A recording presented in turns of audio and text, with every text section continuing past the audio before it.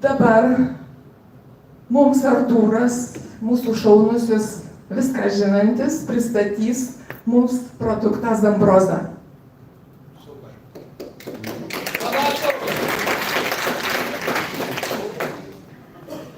Taip, aš šnekėsiu šiandien iš savo vietos, atsistosiu, kad mane matytumėt, bet niekur nepabėgsiu, nes čia mano sufleris. Tai, kaip sakant, irgi vakar sakėm, taupant laiką, skaitysiu. Taip, iš tikrųjų turim tokią situaciją, kada mūsų sveikata mums vis dažniau ir anksčiau duoda apie save žinoti. Visos tos vadinamos senatinės ligos jaunėja ir mano klientai tai man kiekvieną kartą patvirtina, nes pirmos tokios, kaip sakant, kregždės, pirmieji signalai tai yra tai, ką mes jaučiam. Ar ne? Ai, ten viski galva paskudėjo, viski čia įdūrė, ar ne? Ir ai, čia laikinai, čia praeis. Tai iš tikrųjų tai yra pirmieji signaliukai, kurie atsiranda po tam tikrų prasidėjusių procesų, tai yra uždegimų. Uždegimai tai yra pasekmė to, ką pražiopsojama, tiksliau dėl maisto medžiagų trūkumo. Kas yra maisto medžiagos? Gal kas nors išvardins? Baltymai, riebalai, angliavandeniai, ar ne? O toliau jie viską, ką jau jie savyje turi. Ten amino rūgštys, nesočiosios, sočiosios ir visa kita, ar ne? Tame tarpe ir vitaminai, mineralai. Taip, kad praktiškai visų uždegimų priežastys yra būtent šitų maisto medžiagų trūkumas. Ir dabar kalbėsiu greitai, žiūrėkit į ekraną, išsitraukit mobiliakus, fotografuokit. Taigi pirmas toksai, kaip sakiau, pirmoji kregždė, tai yra uždegimai ir tai, ką mes pajuntam. Tai yra, kada mūsų sutrinka limfotaka, kada atsiranda uždegimai, tada atsiranda lėtinės ligos. Dėl lėtinių ligų gali išsivystyti ir vainikinė arterijų arteriosklerozė, to pasekoje gali būti ir Alzheimeris, ir demencija, ir net onkologiniai susirgymai, tai yra vėžys. Visi žinome, kad lygoms yra lengviau užkirsti kelią, negu jas išgydyti. Kur yra lygos pradžia? Tai kaip ir matote skaidrėje, ar ne, pirma limfa, toliau uždegimai, toliau kraujotakos sutrikimai ir toliau viskas aišku, ar ne? Tamsa ir tunelio gale šviesa. Taip, kaip viena mūsų kolegė pasakė, nėra nepagydomų ligų, yra tik tai nepagydomi žmonės.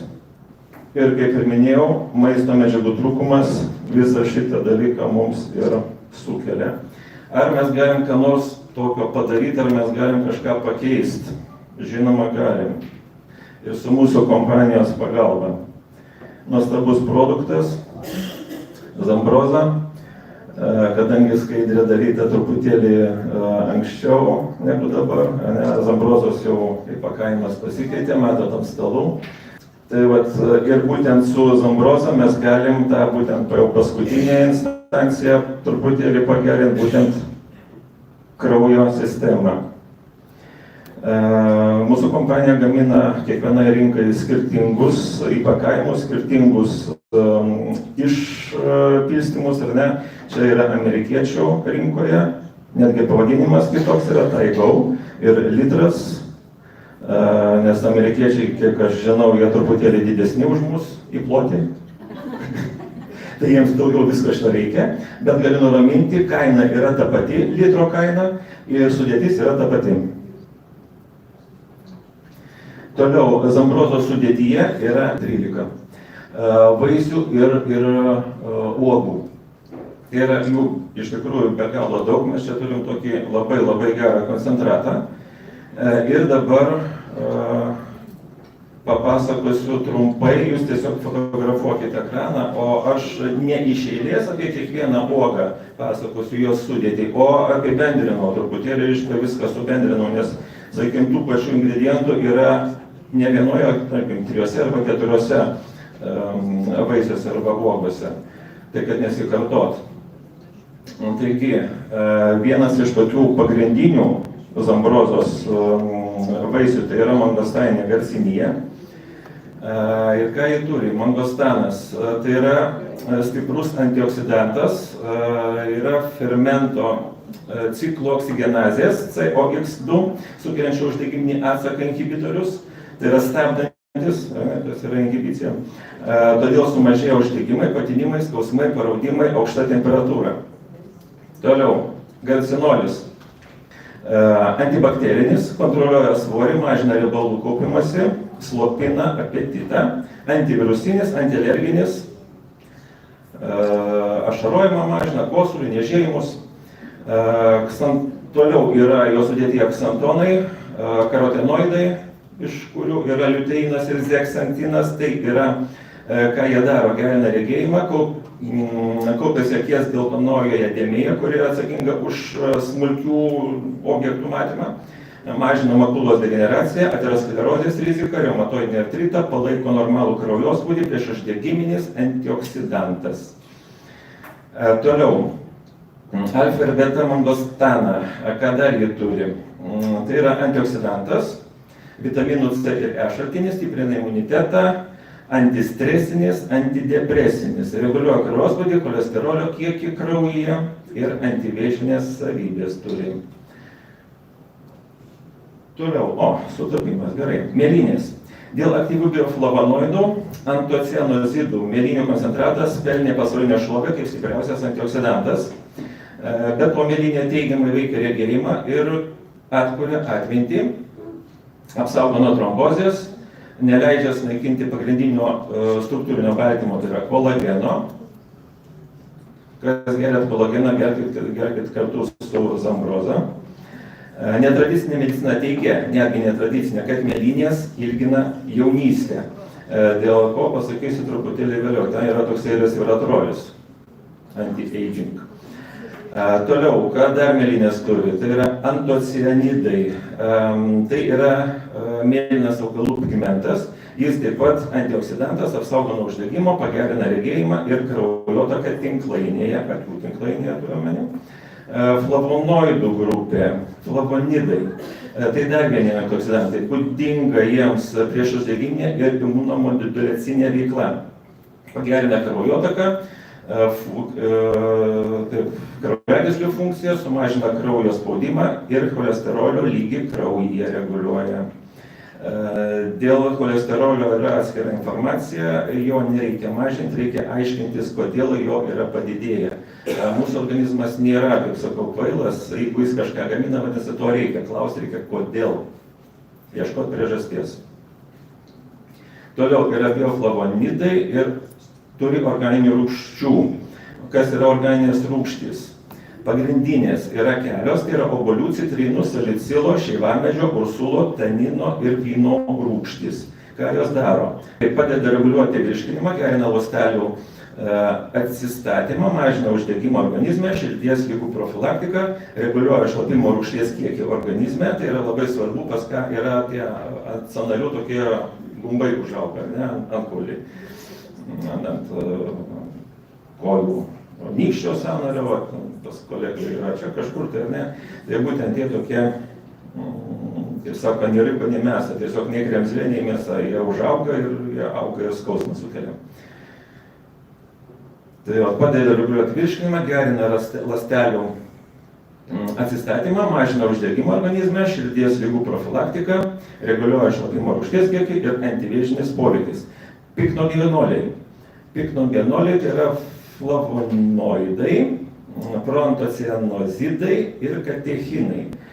Tokie sudėtingi žodžiai, bet jie tenais bus, nusifotografuosit, paskui galima tos žodžius įvesti į Google ar ne, ir gausit paaiškinimą, kas daiktas, su ko įvalgyti.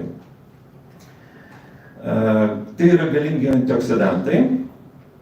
Ką jie daro? Širdies ritmą, gerina kraujotakos spaudimą, apytaką ir mažina uždegimus. Antioksidantai apsaugo nuo egzogenų.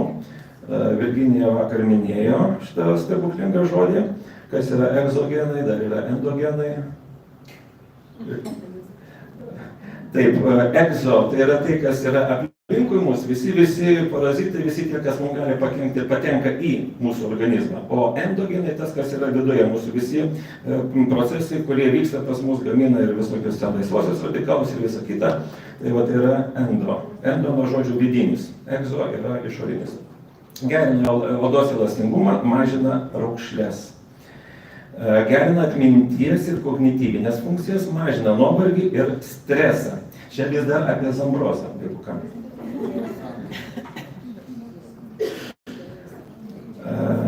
Taip, vitaminai ir mineralai. Čia visų bendroj sumoj, ko yra zambrozai. Tai yra A, C, E, K vitaminas, B vitaminas, D vitaminas. Mineralai. Geležis, kalis, kalcis, fosforas, manganas. Magnis, cinkas, varis, silicis. Kas yra silicis, žinot? Smėlis. Bet jis čia, kitoj formai. Taip, jie reikalingi homeostazijai palaikyti. Kas yra homeostazija? Normali organizmo būklė. Tada, kada mes esame sveiki, pas mus viskas tvarkoj, tai yra homeostazijos normali mūsų sveikatos būklė. Tai va, palaiko homeostaziją, sumažina kraujo spūdį, cholesterolio lygį reguliuoja, stiprina imunitetą, gerina regėjimą, formuoja kraują, reguliuoja virškinimą, mažina uždegimą, saugo odą, gerina kraujagyslių sveikatą ir kovoja su laisvaisiais radikalais. Apie juos truputėlį vėliau plačiau, nes tai yra vėlgi, o kas yra laisvieji radikalai, o kas yra antioksidantai. Visi jos, kaip sakant, mini, ar ne, kartojam tos pavadinimus, bet nelabai suprantam, apie ką jie kartais, kai kurie žino, kai kurie ne. Taip, antihistaminai. Antihistaminai tai irgi, žinot, kas yra, ne? Kas turi alergijų, žino. Tai yra elementai, kurie stabdo alergijas. Alerginės reakcijas. Tai yra vitaminas C, bioflavonoidai, žaliosios arbatos polifenoliai, neleidžia vystytis alerginėms reakcijoms, anti-aging, tai yra senėjimą stabdantis, prieš vėžinį ir prieš visas širdies ligas. Toliau. Kalbėsiu ne apie šitą, apie kitą. Kiniškas vilioklis arba dreza. Tai yra Azijos krūmas, šimtmečius rytiečių medicinos naudojamas kepenų ir inkstų ligoms gydyti. Turi vieną iš pagrindinių antioksidantų fermentų superoksido dismutazę. Ir dabar paleisiu klipuką. Kaip minėjau, apie antioksidantus.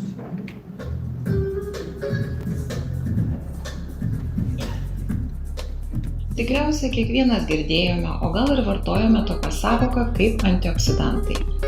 Pasakojame vieni kitiems, kad jie kovoja su laisvaisiais radikalais, taip pat atlikdami daugelio sunkiai pagydomų ligų prevenciją. Ką apie tai kalba mokslininkai? Antioksidantai tai yra medžiagos, kurios tikrai labai reikalingos organizmui ir kurios apsaugo mus nuo laisvųjų radikalų žalojančio poveikio. Laisvieji radikalai tai yra medžiagų apykaitos metu susidarantis tarpiniai kenksmingi produktai. Laisvieji radikalai būtent ir yra tos pavojingos medžiagos, kurios tą žalojantį poveikį atlieka. Per didelis fizinis krūvis, rūkymas, radiacija, kada vyksta labai intensyviai medžiagų apykaita, tų laisvų radikalų yra per daug. Reiškia, atakuodami sveikas struktūras, laisvieji radikalai gali tas sveikas struktūras pažeisti. Tarkim, gali taip pradėti vystytis vėžys, artritai, aterosklerozė. Taigi, kas yra antioksidantai? Antioksidantai, o taip pat ir konservantai, tai medžiagos slopinančios oksidaciją. Tai yra galinčios neutralizuoti oksidacinį, laisvųjų radikalų ir kitų medžiagų poveikį. O kasgi tie laisvieji radikalai? Laisvieji radikalai chemijoje yra dalelės, turinčios vieną ar daugiau nesusijusių elektronų iš išorinio elektronų apvalkalo. Tai yra kietos, skystos ir dujinės medžiagos ir gali egzistuoti nuo labai trumpo laiko, sekundės dalis, iki keleto metų. Kasgi yra oksidacija? Šį reiškinį stebime kiekvieną dieną savo aplinkoje, buityje. Galima sakyti, kad bet koks iš mūsų vartotojiškos pozicijos materijos irimo procesas yra tiesiogiai susijęs su oksidacija. Būtent dėl oksidacijos vyksta korozija, rūdyja geležis, juoduoja varis. Būtent oksidacija sąlygoja vaisių, daržovių puvimo procesus. Oksidacijos proceso scenarijus beveik visada panašus. Pradžioje materija keičia spalvą, deformuojasi, dehidratuoja, terpė tampa rūgštinė, apauga pelėsiu ir grybeliais.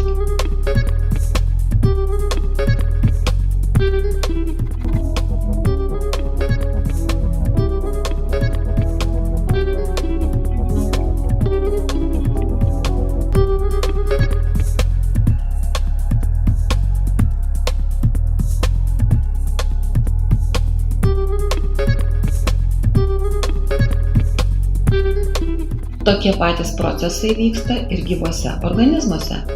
Štai čia galime stebėti gyvūninių audinių irimo procesą. Scenarijus kartojasi. Materija tamsėja, praranda drėgmę, deformuojasi, rūgimo procese formuojasi rūgštinė terpė, palanki pelėsiui ir grybeliams, o pastarieji yra daugelio sunkiai gydomų ar net mirtinų, tame tarpe ir vėžinių ligų priežastis. Kaip oksidacija įtakoja mūsų sveikatos būklę. Apie tai kalba mikrobiologijos daktarė Asta Mažeikienė savo disertacijoje apie antioksidantų svarbą Šiaurės Europos dalies gyventojų mityboje. Ji įvardijo svarbiausius veiksnius karotinoidų kiekiui kraujyje. Tai yra lytis, nes moterų serume karotinoidų kiekis buvo reikšmingai didesnis nei vyrų. Amžius, vyresnių nei 65 metų asmenų grupėje karotinoidų kiekis sparčiai mažėja. Sezonas. Mažiausia koncentracija yra pavasarį, didžiausia rudenį. Ir rūkymo įpročiai. Tiriamųjų grupėse visų rūkalių serumo karotenų koncentracijos buvo reikšmingai mažesnės nei nerūkančiųjų. Atlikti tyrimai parodė tiesioginį karotinoidų teigiamą poveikį tiek pačiai kraujo kokybei, tiek pačiai širdies ir ligų sistemai, tiek ir bendrai organizmo būklei genetinėme lygmenyje.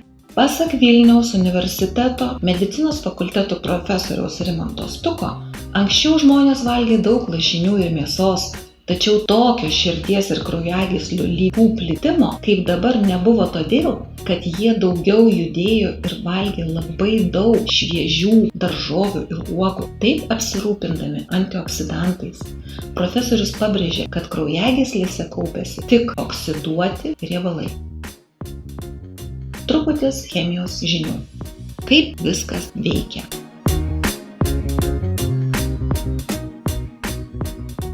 Patenkame į audinio ląstelę per ląstelės membraną. Mūsų kūne yra daug elementų, kuriuos sudaro molekulės. Iš vieno elemento išorinio apvalkalo esantis elektronas suformuoja ryšį su antruoju elementu, sudarydamas taip vadinamas cheminės jungtis.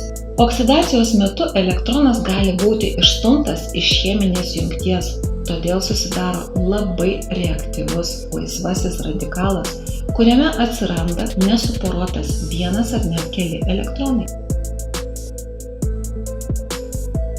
Oksidacijos faktoriai yra prasta mityba, tarša, vaistai, radiacija, stresas, traumos, senėjimas bei infekcija. Ligų rizikos yra vėžys, širdies ligos, artritas, autoimuninės ligos ir virš 90 kitų ligų. Šis laisvasis radikalas atima elektronus iš normalių sveikų molekulių ir sukuria laisvuosius radikalus, kurie pažeidžia sveikas molekulės, pavyzdžiui, DNR molekulės. Taip pažeista ląstelė gali išlaisvinti laisvuosius radikalus ir tęsti oksidacinio streso poveikį aplinkinėms ląstelėms.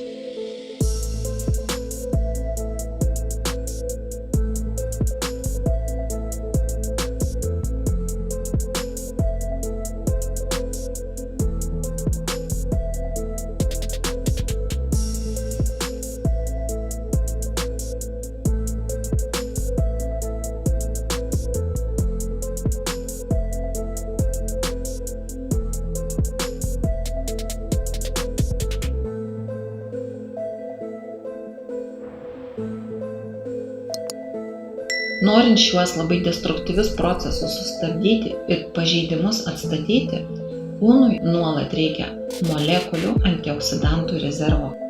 Antioksidantai organizmui tikrai yra apsauga nuo žalojančio laisvųjų radikalų poveikio. Svarbus antioksidantai. Acetilkarnitinas, alfa-lipoinė rūgštis, koenzimas Q10, kurkuminas, N-acetilcisteinas, resveratrolis, vitamino A grupė multikarotinai, vitaminų B grupės, C vitaminas, vitaminas E, cinkas, siera, selenas. Antioksidantai yra svarbus saugantis nuo laisvųjų radikalų atsiradimo. Antioksidantų molekulės turi papildomus elektronus, kuriuos gali teikti laisviesiems radikalams neutralizuoti. Antioksidantai, keliaudami kraujagyslėmis, pasiekia pažeistąsias ląsteles.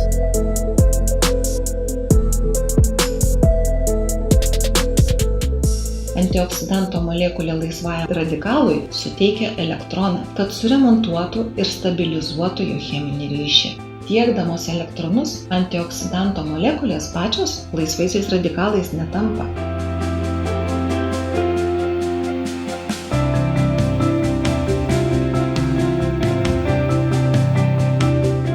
Dažnas, sveikas, kuo įvairesnių natūralių antioksidantų vartojimas užtikrins, kad šis destruktyvus oksidacijos procesas bus sustabdytas, sumažinant vėžio, širdies ir autoimuninių ligų, diabeto tikimybę, jau nekalbant apie senėjimo proceso sustabdymą.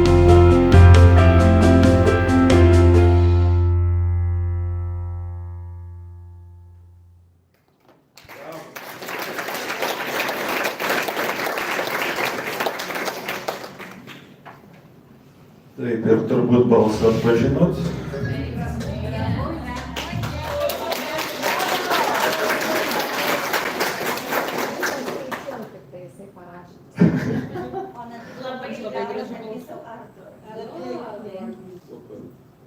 Ačiū Ramunė tau. Tai va, taip, pratęsiant šito klipo tematiką, apie antioksidantus, tai būtent superoksido dismutazė, tai kiniškas vilioklis, ar ne? Tai yra fermentas saugantis ląsteles nuo oksidacijos. Taip, trumpa chemijos pamokėlė, kas tai yra superoksido dismutazė? Tai yra du deguonies atomai, ar ne? Jie abudu yra dvivalenčiai, jie turi 4 jungtis, 2 po 2. Ir dėl savo vienos laisvos jungties jie tampa labai tokie reaktyvūs laisvi radikalai. Ir atsiradus natūraliai dėl jų cheminių reakcijų, jie atsiranda dėl natūralių mūsų cheminių reakcijų organizme. O būtent ta superoksido dismutazė katalizuoja reakciją, kurios metu superoksido radikalo 2 po 2 molekulės yra dismutuojamos į vandenilio peroksidą ir O2 yra deguoniška. Vandenilio peroksidas yra H2O2 ir deguonis O2. Dismutuojamos, tai reiškia, įvyksta cheminė reakcija, jungiasi ir neutralizuojasi, suskaldo. Toliau, dreza gali sustiprinti inulino poveikį, mažinti cholesterolio kiekį. Tai priemonė gali užkirsti kelią riebaliniai kepenų degeneracijai, patogenų, E. coli augimui, kandidozės vystymuisi, tai yra priešgrybelinis. Alkaloidai ir aliejai, jie yra kaip analgetikai, nuskausmina, spazmolitikai, anemikai, slopina pykinimą ir vėmimą, antiemetikai ir antialerginiai.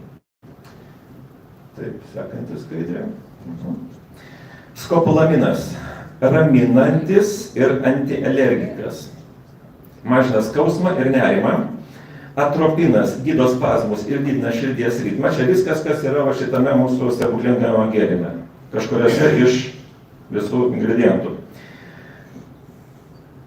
Hioscinas tai yra anticholinerginis. Blokuoja acetilcholino receptorius, kurie susiję su nervų impulso perdavimu, tai yra sinapsių. Kas yra sinapsis? Žinom? Va. Kada būna sinapsio sutrikimas, išsivysto tokios 3 labai linksmos senatvinės ligos – Alzheimeris, Parkinsonas ir demencija. Taip, zambroza yra profilaktika. prieš šitas 3 ligas. Žinot, kodėl pats geriausias, o demencija pati linksmiausia liga? Naujos pažintys, nauji pažįstami, naujos pažintys, nauji pažįstami, nauji žmonės, naujos pažintys, nauji pažįstami. Kvercetinas. Tai kita skaidrė. Tai flavonidas, antioksidantas, priešuždegiminis, analgetikas, antialerginis, didina imunitetą. Taip pat mažina kraujospūdį ir cholesterolio kiekį kraujyje, gerina kraujo tekėjimą. Tyrimuose buvo pastebėta kvercetino teigiamas poveikis kovojant su depresija, Alzheimerio liga, o taip pat su žalojimais, uždegiminėmis būklėmis. Resveratrolis, taninai ir polifenoliai. Kaip ir analgetikai ir antiuždegimikai agentai, priešvėžiniai ir taip pat antioksidantai jie yra. Tai vat resveratrolis, kaip ir minėjau, jisai yra kaip jaunystės eleksyras. Kažkada tai buvo labai daug apie jį rašyta ir vos ne iki panacėjos, nes iš tikrųjų taip jisai prailgina mūsų gyvenimą, gerina virškinimą ir metabolizmą, tai yra ląstelių atsistatymą. Proantocianidinai. Ir taip pat jie yra antioksidantai, kurie stiprina kraujagyslių sieneles, reguliuoja cholesterolio ir kraujospūdžio lygius, mažina stresą ir miego sutrikimus. Sekantis skaidrė. Kofeinas didina energijos lygį, palaiko atmintį, dėmesingumą ir koncentraciją. Įvairių veislių vynuogių, sulčių mišinys, taip pat žievelės ir kauliuko ekstraktas, labai veiksmingo antioksidanto bioflavonoido piknogenolio šaltinis. Katechinai apsaugo ląstelės membraną, lipidus, tai yra riebalus, ir DNR nuo oksidacijos ir riebalų deginimo. Kas buvo oksidacija, žiūrėjom, matėm filmukę. Fitoncidai. Tai yra antibakterinis, antiseptinis, žodžiu, tai yra augalų antibiotikai. Toliau taip pat turi omega 3, 6 ir 7 riebalų rūgščių, kurios reikalingos širdies darbui ir odos elastingumui. Pektinai, sekantis skaidrė, valo virškinimo traktą ir užkerta kelią toksinų kaupimuisi. Baltymai padeda atkurti raumenų masę, stiprina imunitetą, organinės rūgštys, širdies ligų profilaktika, reguliuoja šlapimo rūgšties kiekį organizme. Dar kartą, ta pati pastaba, reiškia, zambroza tikrai reikalinga visiems, kam auga ragai ant sąnarių. Tai va, taigi NSP zambroza yra jaunystės eleksyras, apsaugantis organizmą nuo žalingo endogenų ir egzogenų poveikio, šitos dalykus išsiaiškinom, kas jie tokie, palaikantis imunitetą, didinantis energijos lygį, tonizuojantis nervų sistemą, mažinantis uždegimų riziką, o taip pat visų ligų profilaktiką. Taigi, gerdami zambrozą, tiesiog visiems tai yra rekomenduojamas gėrimas kenčiantiem nuo viso kūno silpnumo, nuolatinio mieguistumo, padidėjusios įtampos, nuolatinio nerimo jausmo, taip pat prie širdies ir kraujagyslių ligų. Dar kartą pasižiūrėk, kaip gražiai mes čia nusifotkinom. Tarp kitko, nuotrauka buvo daryta per pandemiją, mes ėjom, vaikščiojom gamtoje, džiaugiamės grynu oru. Kulautuvai čia labai gražios vietos. Kačerginė, atsiprašau. Ramonė žino, viską žino. Taip, tai mūsų zambroza karalienė, tarp visų kitų, taip pat antioksidantų. Ačiū už dėmesį.